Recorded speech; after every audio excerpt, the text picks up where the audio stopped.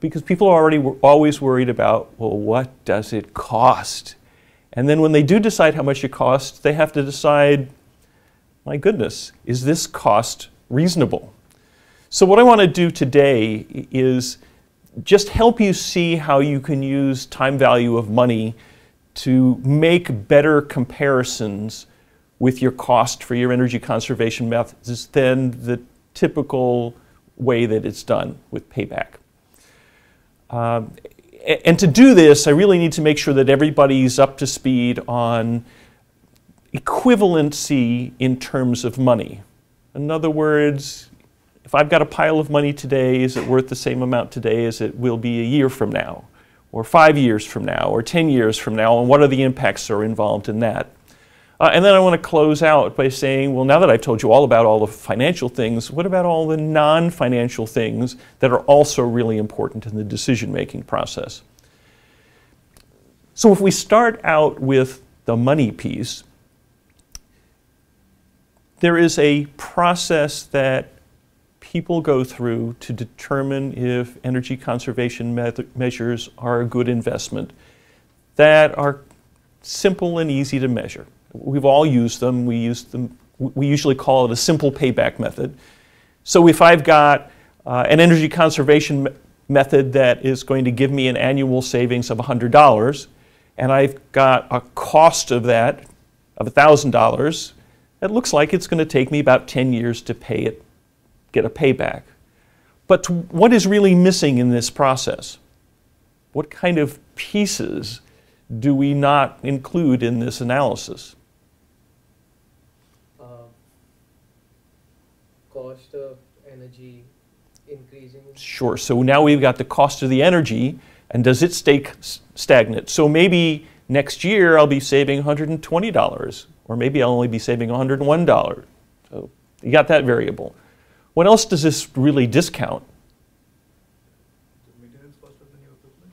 Sure, you've got, well, we could actually include maintenance cost. We could say this annual saving is a net savings. My savings is actually 110, but it costs me $10 every year to keep it up, so my net savings is 100. And I would advise you, as you look at these, to go really net savings when you're making comparisons. Then you also have to look at like interest and things and like sort of discounting of the future. Sure. So obviously this $1,000 today is more important to me than $1,000 sometime in the future, because I can use it. I could be using it to invest in something else. I could take that $1,000 and I could put it in the bank, and I'd have more money at the end of the year. So you've got that piece that has to play into this process. The last piece that's often forgotten is I make this $10,000 investment. At the end of 10 years, I've gotten a simple payback, but I still have the energy conservation measure. It's still there. Now, that's not true of everything. You know, if I've got solar panels that take 20 years to pay back, at the end of 20 years, are they still worth the same thing they were in year one? Probably not.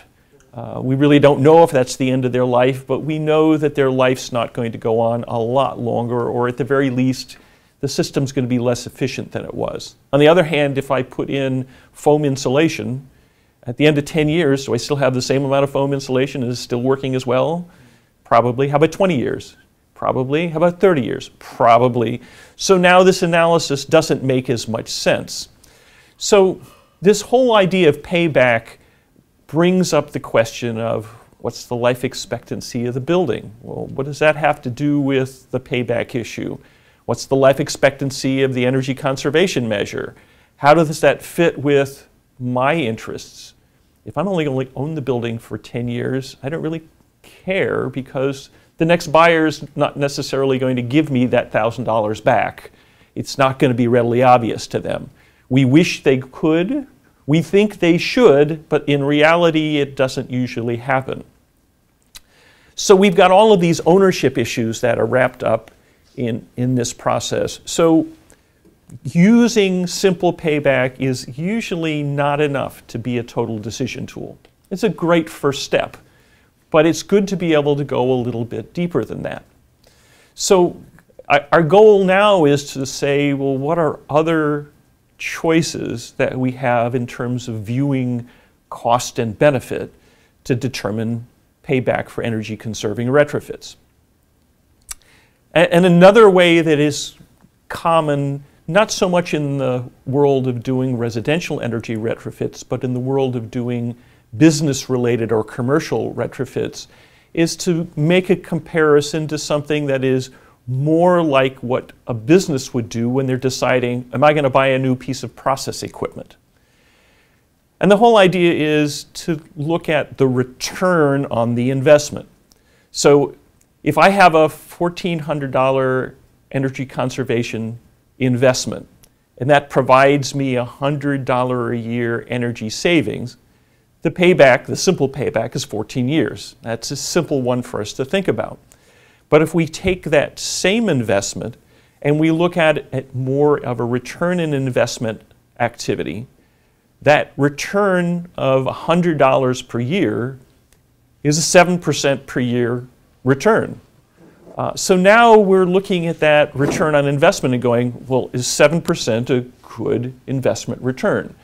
That's not a simple yes or no answer. It really depends on the financial conditions. But today, a 7% return would typically be considered pretty good for an investment that doesn't have a lot of risk. So now you got another question. Well, is this energy conserving measure a high risk? Am I assured of a $100 a year return, or might it only be $60? Is the investment sure to give me a return? Or is there a risk in the $100 is based on natural gas prices today? All of a sudden we start doing some special ways of removing natural gas from the ground, and the natural gas prices plummet. Now my savings are only $40 a year.